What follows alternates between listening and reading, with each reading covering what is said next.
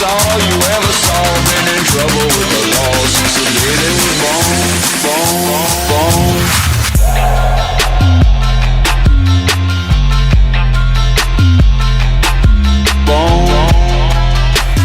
Welcome to the Average Cowboys podcast. This is where we're just going to talk about rodeos, good times, the after parties. What else? Pre-parties. The pre-parties. The rides, the videos. The rides, the videos. I'm on the side. Yeah. And all the mud, guts, and glory. Heck yeah. Yeah, so welcome to episode number 1. This is Jay Sullivan. I'm That's Jason. Eli Danzy. I'm Caleb Anderson. Yeah. That was great. Caleb is single, if you ladies are wondering. Always single. Been single my whole life. Eli is married. Well, Yeah. engaged. Yeah. Let's start by talking about Maddie. Yeah. How'd you meet Maddie? It was actually at the Oakley Rodeo.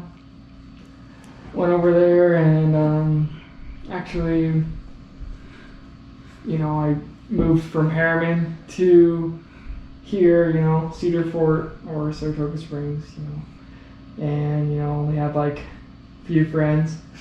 One of them being, or we can bleep that out. don't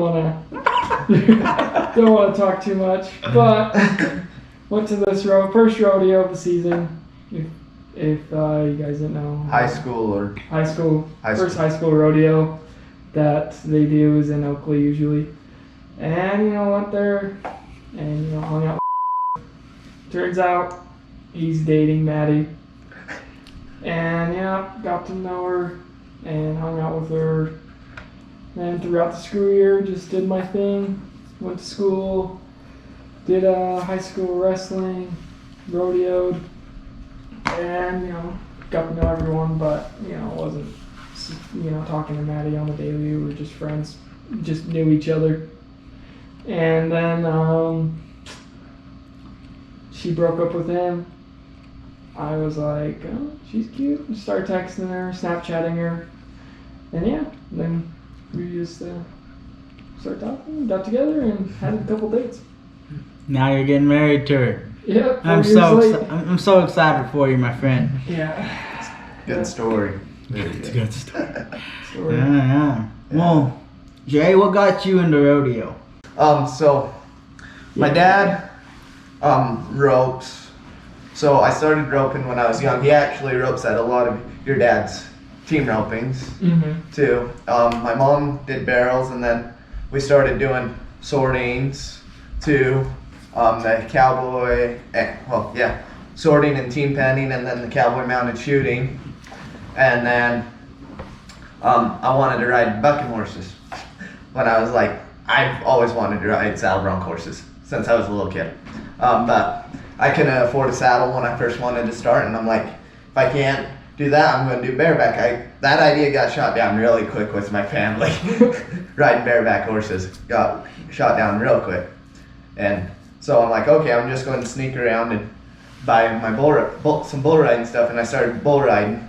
And my mom ended up meeting the guy that she's dating right now, whose saddle I'm actually using, and that's how I got able to ride saddle bronc horses, was because of the bull riding. She met him, and then that way I ended up with a saddle bronc saddle, so I can ride because I couldn't afford one, and now I just got a new one ordered, so waiting for that to get in. So how long would you say you would riding saddle bronc?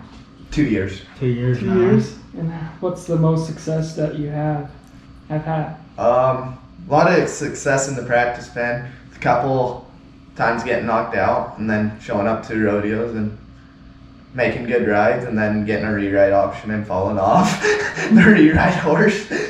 Even though I would have won the rodeo if I wouldn't have taken the re-ride, but I didn't come there to be 68 points, I think they scored me at. I didn't come there to be there. I came there to be 90.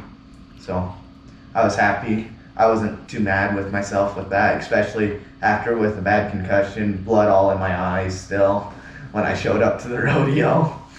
And then took last season, I I was struggling a little bit. I'm still struggling now, just trying to learn and get everything to click and figure out everything. But last season I won a little bit of cash at couple of rodeos. Icebreaker took third in the first go, won some cash there, and then bucked off about 7-8 in the second go, and then missed my mark out in the short go, which would have, if I would have made my mark out, which I'm pissed about, I would have been in money there, but it is what it is. I just learn from my mistakes and keep on pushing stronger. Just gotta keep going stronger on it. So, Caleb, what got you into rodeo? So when I moved to America, my neighbor was a stair wrestler. When did you move to America? I was adopted from Ghana when I was 20 months old. So 20 months old? 20 months. I was almost 2. And, my dad was building a house in Walsburg, Utah, where I currently reside. And our neighbor there is a ex-stair wrestler, and his son-in-law is also a stair wrestler, current. And when we were growing up, my neighbor and his son-in-law kept saying, "Your boys are getting big, like, you need to start stair wrestling." And I always had my head dead set on being a saddle bronc rider, My mom wasn't that happy about it, but I started high school, and she told me if I practiced hard, she'd let me go in the spring. So I just, did some high school rodeo shooting, just while I was waiting, practicing my saddle bronc, And then spring shows up after I had a saddle ordered, been practicing with one of my neighbors down the road who is a really big saddle bronc rider. Used to hang out with the rides, He was pretty good till he had a couple dashboard rides, and then Couple hang-ups too, I'm guessing. my mom told me I couldn't be a saddle bronc rider, and I was like, "Oh, what's the most dangerous rodeo event that's not a rough stock event?" And I was like, "I'm gonna jump off horses for a living." So went down the road and talked to my neighbor. He was more than happy to help me. So we got ourselves a horse, started practicing, and I have to say, my first jump, I probably looked like an idiot walking in with this psycho pony trying to keep her under control, but my first jump, I passed the steer and remembered I was supposed to get off, so I just jumped. You're supposed to try to get down probably around the hip, and I got down when I passed the horns, and I bounced about 3 or 4 times, stood up, and I watched the steer run right past me. I swear he was laughing at me when he did it too. And second day, I did about the same thing, but at least I touched the horn when I fell that time. So I was proud of myself, and I counted that as improvement. But now I've made it to nationals in high school, made it to the junior high nationals in the Oatberry series. So I'd say I've went from chump to champ in a jump. Oh yeah, that's pretty good. Mm-hmm. It is. Well, Eli, what got you into rodeo? I was basically born into it. My dad being Zane Danzy, literally, I don't know, rodeo's been a part of my life. Ever since I was born, ride. We do practice bull riding. I'm not good at bull riding, but we'd have like a barrel. We'd put it on the trampoline and put a bull rope on it. We'd bounce each other with it and do that. But I never actually ridden a bull for 8 seconds. Maybe steer, but not actually a bull. But So I guess I had more success in my bull riding career than you did. yeah, probably. I won 1 buckle and some cash bull riding, so. Yeah, I only won a couple bruises, if that's it. But I did that. Wasn't totally into the rodeo life in the beginning. Did a little bit of lacrosse, a little bit of football, other things, wrestling, and then kind of forced into rodeo. I wasn't really wanting to do it too much, but started doing it and then started liking it.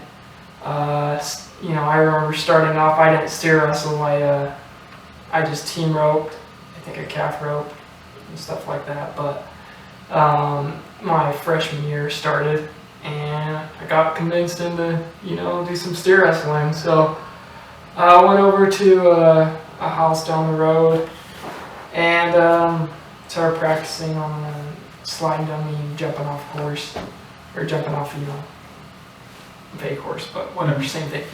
But Same concept. Same concept, yeah. yeah, and then season started, and pretty sure almost the whole season I didn't jump off the horse at all. I literally ran by almost all of them. Then a couple times my dad was like, whoever gets the closest to me, it was out of me and my brother, Mikey, and we were like in the same position. And my dad had a $100 bill on his cowboy hat. When we were going, he said, if whoever gets the closest to getting a time gets this $100 bill. So we're in Vernal, Utah, doing this rodeo, and so I'm like, oh, I gotta get this $100. Gotta get close. So I think Mikey went first. He rode by, and I was like, all right, my turn. You just gotta jump. Just gotta get off pretty close. Yeah. Got close enough to the steer. I'm pretty sure I didn't touch it, but I jumped off it. I think I did touch a horn or something, but crashed. And then after that, I was like, oh, whatever. As long as I get that $100 bill each time, I'll be happy. And then, eventually I was like, okay, I want to be able to get off every time and, not ride by at all, no matter what, not ride by. I think it's safe to say after that first jump, you're just like, heck yeah, I can do this. I've already made the jump once. Usually the first jump's a crash anyway, so you're like, that didn't hurt too much. I mean, if it hurt a little bit, you're like, well, maybe if I catch the steer, it won't hurt as much, Yeah, it's like anything beats sure. that. Well, I heard a Story where we're talking about bulldogging, about this bulldogger. I think it was PRCA bulldogger. I can't remember his name, but he went to the school when he was first learning, and he was talking to someone, and they're like, no matter what, you have to jump on your first steer, or you are going to ride by. He rode by this steer and just jumped, and he got yelled at, and he's like, whoever was teaching, going, why did you jump? You know that's just going to get you hurt. And he's like, because I thought I had to jump, just to make it, just to be jumped at. So, yeah. I remember when we were teaching my little brother Solomon how to steer wrestle. We were up at Baylor Roach's house, and he kept riding by, and I just looked him right in the eyes. I'm like, a wise man once told me that men who get off their horse, whether they catch it or not, they're going to get a lot more attention from the women than the ones that don't. You know what? That kid, he flew like Superman. Straight at that steer, hit the horn, and he did about 4 or 5 hula hands, came flying out of this big dirt circle, and we look over at that steer's horns all flopping out to the side. Oh yeah, he hit that thing like a 200-pound tank, knocked the horns off of it. He got off, and I mean he still kind of scared me. That's kind of a hard experience to start with. It is. No offense to the kid, but I think he's only in it for the women anyways. Wouldn't surprise me. Yeah, I mean, we love him. I mean, like he works hard sometimes, but he's a grumpy ass. he is a grumpy ass. It's a good time though, Steer wrestling is actually, I don't know much about the other sports, but I will tell you, steer wrestling is a family sport for sure. My second year in it, like everyone's family. You can talk to anyone. They'll do their best to help you out. And I mean, I think that's what I love most about rodeo. But what would you say, Jay? What do you think's your favorite part of rodeo? It's the friends and family. Just like you said, in the steer wrestling, like everyone's family, it's just like in the saddle bronc. Like last night, I showed up to rodeo and I probably should have taken just a little bit shorter rein than I did. In hindsight, going back and watching the videos would have helped me out a little bit more.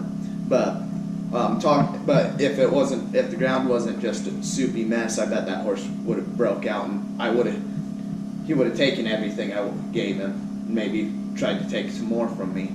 But just being able to go up, like some rodeos I've gone up to Statler, right? I believe he's leading the RMPR finals right now, and go, hey, I haven't been on this horse in forever. I can't remember what rein I gave it. Have you been on this horse lately? And he goes, oh yeah, let me go through my notes, and he'll find what rein he gave it and just tell me what I need to know. And just like Scott and Clayson too, all them helping me out too. Like when no one else knows a horse's rein, 9 times out of 10 they know the horse's rein. So whenever I see them, I try and figure out talk to them about rein. But also like going down to Salina on Mondays to practice, it means a lot. Like Marty Trapp taking his time out of his day, because we get done you've been there, we get done at like 11 o'clock, 12 o'clock at night. God. Sometimes 1. Sometimes 2. Yeah. I remember one night Ray Eady with Rock and Beat Rodeo brought down a semi-load of horses, and there was only 3 bronc riders, I believe there was, and we finished bucking about 1:30 in the morning. The semi-load of horses, and I was so sore after that. I think I got on 5 or 6 horses within hours. It was rough. That sounds fun. It does. Only time I remember taking steers like that was there was one time me and my brother went down to practice at the Carson, Sam Carson, you know. Yeah. And my twin must have done something. I can't remember what he did to make me mad, but like we got in an argument about who was better, steer wrestler or something like that, and it got to the point where he just decided he didn't want to practice. He was just there to let steers out for me. So I take a steer, and he'd be like, all right, here's your next one. Probably 20 steers in a row, just standing up, going out, sliding, flipping, standing up. And I don't know where Sam was. He just stood there and watched it all, I guess. We were throwing like 20 steers. I threw like 20 steers, and then like we'd run through he had 6 or 7. We'd like run through the 6 or 7. He'd be like, oh, bring them down. Freaking jerk just stood there. Just opening the gate for me, you know.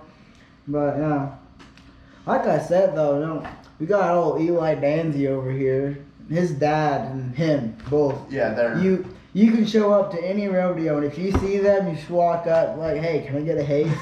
And like, without a doubt, yes sir. Sometimes Eli, he'll text me before a rodeo. He's like, I might need you to pick your haze horse. I got a lot of hazes to do. But like, he's always smiling. He's always happy to be there. At least he pretends to be if he's not. And you know, it's a good time. They're a good family, and they love to make it sure that everyone has the best shot they can have in rodeo. Oh yeah, but Adding on to the smiles and everything. That's the kind of people you want to travel with. They're people that's always happy and always smiling. Like, I hate to say I was grumpy last night. I was cold, wet. Literally, my pants were soaking wet. My shirt was soaking wet. His phone stopped working. My phone quit working on the way home.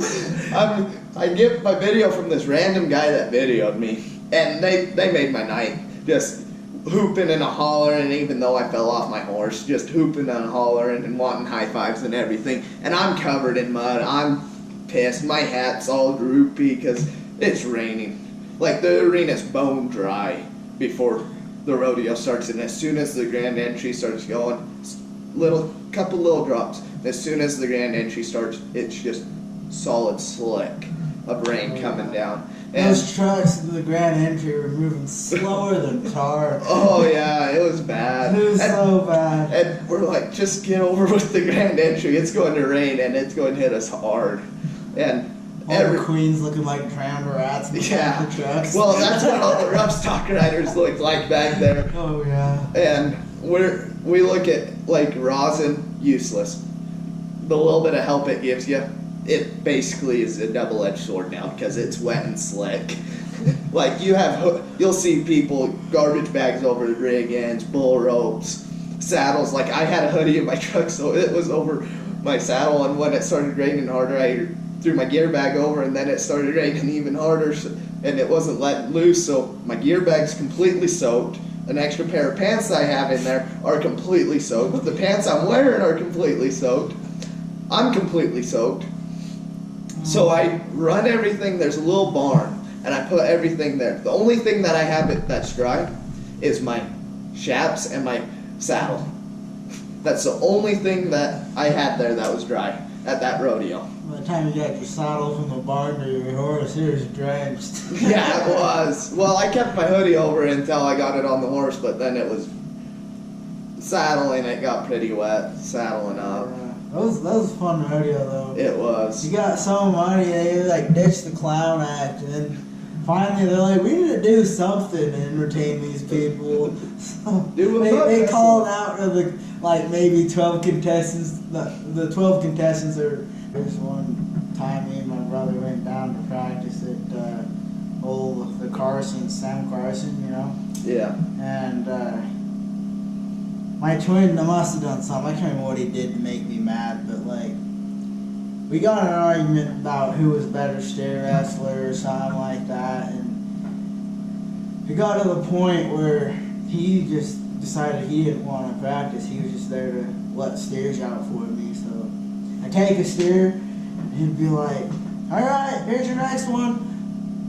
Probably 20 steers in a row, just standing up, going out, sliding, flipping, standing up, and I don't know where Sam was. He just stood there and watched it all, I guess. We could throw like 20 steers. I threw like 20 steers, and then like we'd run through the he had 6 or 7, and like run through the 6 or 7, he'd be like, "Oh, bring them down!" Freaking jerk just stood there, just opening the gate for me, you know. But yeah, like I said though, you know, we got old Eli Danzy over here. His dad and him both. Yeah, they're. You can show up to any rodeo, and if you see them, just walk up like, "Hey, can I get a haze?" And like, without a doubt, yes sir. Sometimes he'll text me before the rodeo. He's like, "I might need you to bring your haze horse. I got a lot of hazes to do." But like, he's always smiling. He's always happy to be there. At least he pretends to be if he's not. And you know, it's a good time. They're a good family, and they love to make it sure that everyone has the best shot they can have in rodeo. Oh yeah, but adding on to the smiles and everything.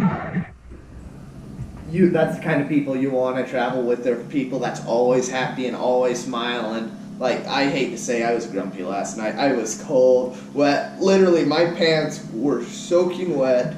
My shirt was soaking wet. His phone stopped working. My phone quit working on the way home. I get my video from this random guy that videoed me, and they made my night. Just hooping and hollering, even though I fell off my horse, just hooping and hollering and wanting high fives and everything. And I'm covered in mud. I'm pissed. My hat's all droopy because it's raining. Like, the arena's bone dry before the rodeo starts, and as soon as the grand entry starts going, couple little drops. As soon as the grand entry starts, it's just solid slick of rain coming down. And those trucks in the grand entry were moving slower than tar. Oh yeah, it was bad. It was so bad. And we're like, just get over with the grand entry. It's going to rain and it's going to hit us hard. And all the queens looking like drowned rats in the back of the trucks. Well, that's what all the rough stock riders look like back there. Oh yeah. And we look at like rosin, useless. The little bit of help it gives you, it basically is a double-edged sword now because it's wet and slick. Like you'll see people garbage bags over the rig ends, bull ropes, saddles. Like I had a hoodie in my truck, so it was over my saddle, and when it started raining harder, I threw my gear bag over, and then it started raining even harder, and it wasn't letting loose, so my gear bag's completely soaked. An extra pair of pants I have in there are completely soaked. The pants I'm wearing are completely soaked. I'm completely soaked. So I run everything. There's a little barn, and I put everything there. The only thing that I have that's dry is my chaps and my saddle. That's the only thing that I had there that was dry at that rodeo. By the time you got your saddle from the barn to your horse, it was drenched. Yeah, it was. Well, I kept my hoodie over until I got it on the horse, but then it was saddling. It got pretty wet, saddling up. That was a fun rodeo though. It was. You got so money, they like ditched the clown act, and then finally they're like, we need to do something to entertain these people. So they called out to the like maybe 12 contestants. No, the 12 contestants are not under the barn, and like maybe 15 spectators that still hadn't left yet. And they're like, anyone want to do some mud wrestling? So we got a little Sam Lively and Jay and a group of boys. I don't know where they were from, but And then this came out. old man with a beard Then like there's this this. guy that looked like Cy from No, freaking- Santa. He looked more like Cy Yeah. from Duck Dynasty, but I mean, two old guys, you know, definitely hard beer drinkers. You know, they got their beer guns And going. Beards about Oh down yeah, to big here. old beards, having a great time. And then like two girls walk out, and then I was like, "You ain't wrestling those boys. The girls are wrestling each other." But it was a good time. It was. Freaking. Oh, the kid that wrestled me. Yeah, so Freaking- he gets the little kid. And Yeah, I got a little kid. I just picked him up and dropped him in the mud. It was a good time. He's a big kid. He's a bulldogger. I'm a little guy, and I get Sam Lively, and he's an alright sized kid. He's bigger than me. He makes me look small. Yeah, so I get him. Yeah, he does that. So I'm wrestling him, and before me and Sam and Caleb, we were talking. We're just going to go. Sam wanted both me and Caleb to go after him. So I'm like, okay, that's fine with me. And then I see this little kid. I should have switched Caleb. It would have been more fair for the little kid. Yeah.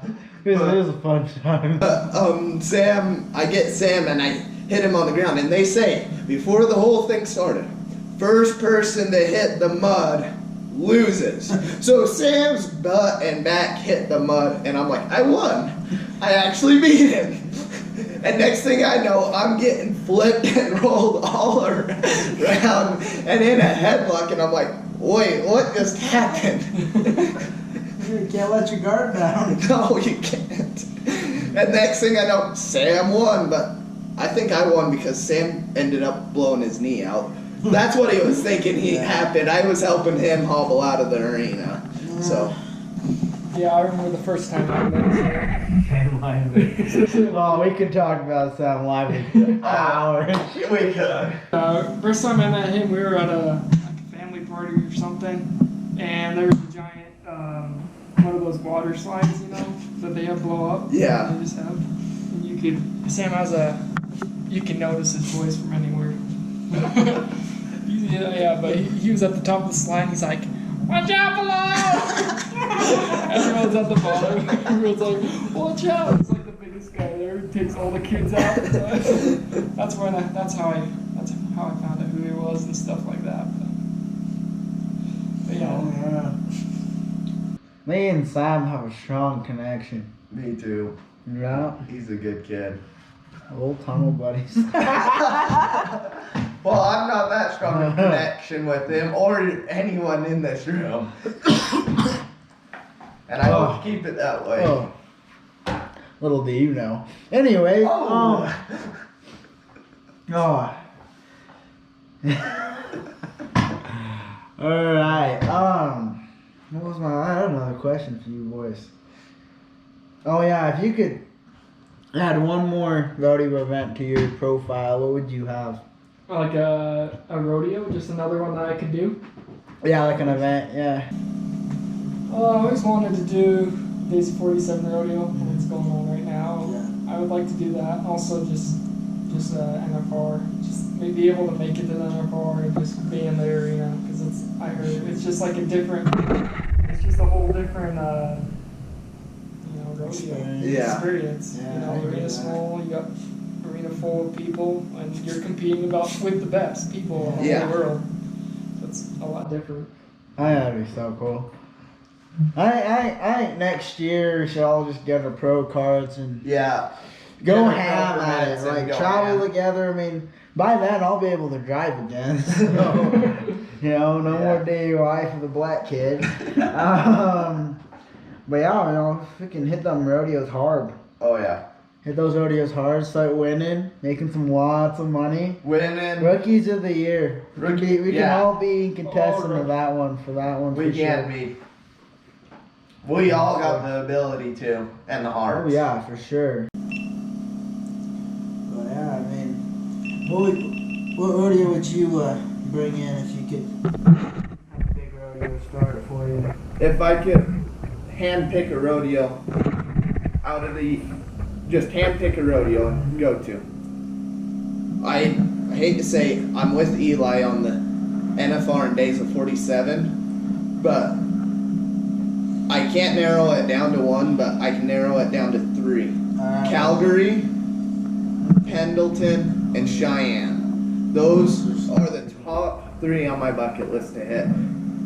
After the NFR, which the NFR, it's everyone's Cowboys dream, so I kind of put that one kind of out to the side on being, if I can hand pick one to go to. No, I know it's gonna sound really funny, but there's a rodeo that's like a all African American rodeo, and they have a big tribute to Bill Pickett, and Bill Pickett's the man that started the event of steer wrestling, and he's one of my role models, not just because he's black, but like he's a steer wrestler. He started the event, and I think in a way that me putting my heart and all into it's like telling him that like we can still do it as African Americans, Africans, like we're still in the rodeo world. I mean, I looked up to Fred Whitfield when I was a kid, but yeah, I think if I was to pick like a rodeo, I'd probably get into that one just because when I watched it on TV, like they all suck anyway, so I'll be able to beat them all. But I mean, it'll be fun, Yeah, good memories. Get around a bunch of black people, all rodeoing. I think that'd be the funnest part, It'd be awesome. It's like, rodeo's not really something that you would think for a bunch of minorities to be in. I mean, like you got like your bull riding, you expect your Brazilians to be there. Yeah. Bull riding. Your Brazilians have almost taken over the Americans, like in the PBR and everything. Yeah. They're just up just as many, if not more, almost in your bull riding there. But and then you get your saddle bronc, which I hate to say is you could show up somewhere and majority is white. Yeah, I mean You don't get many. Yeah, most of the events are like majority white, and that's what you expect to see when you go to a rodeo. But like for to be at a rodeo and to have like minorities there, like proves that like this country isn't just a bunch of white people dominating everything. There's like we can dominate any sport we want to dominate. Oh, yeah.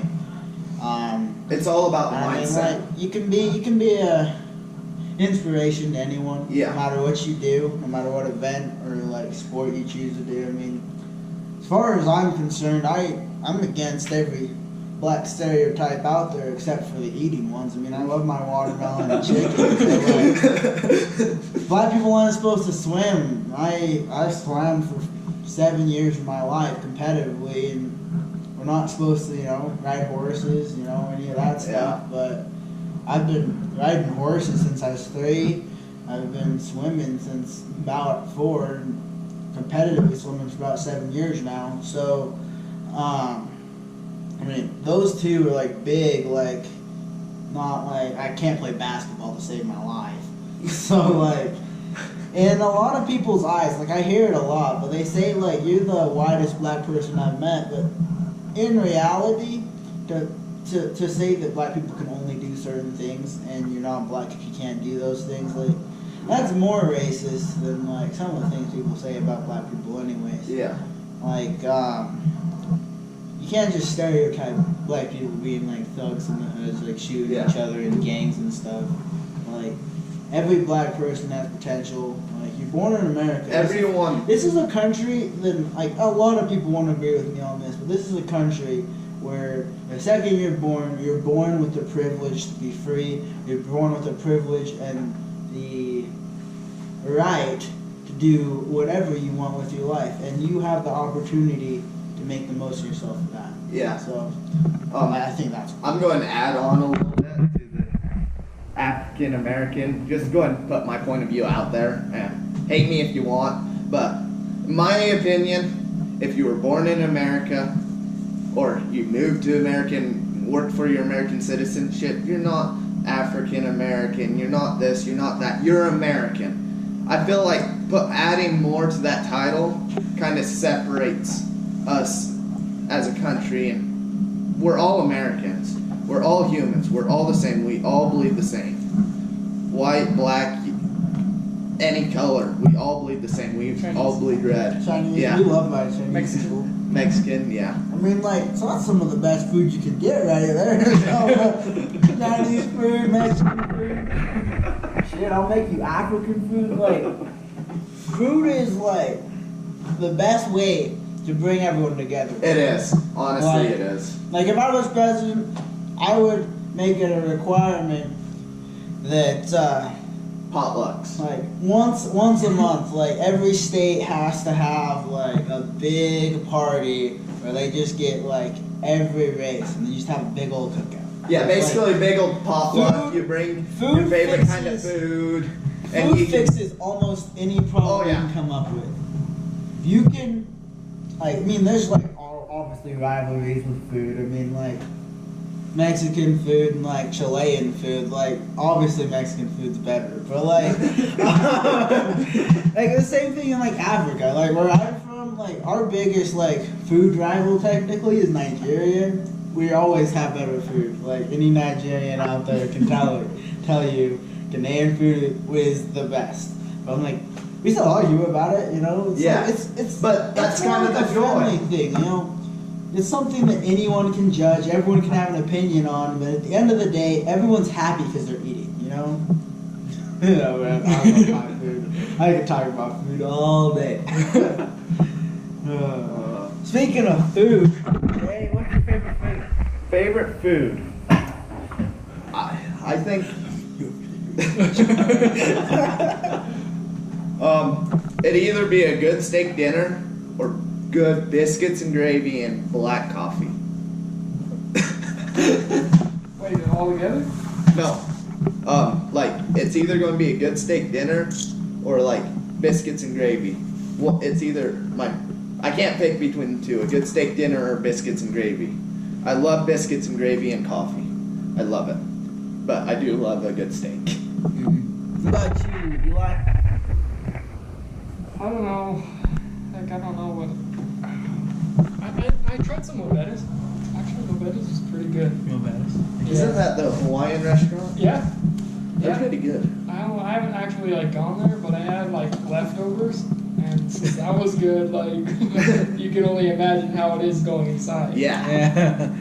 Yeah. Yeah, I got you on that one. But I hope you guys enjoyed the podcast with the crew.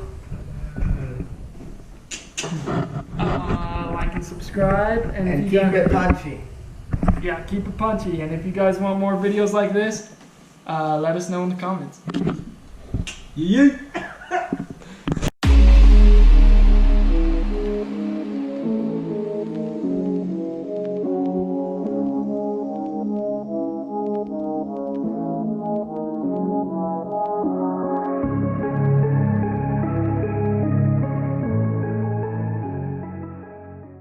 We don't do anything else that's not average, because it's an average Cowboys channel. Average Cowboys channel. Yeah, got a big one. Yeah, I don't catch big fish. I only catch the average fish.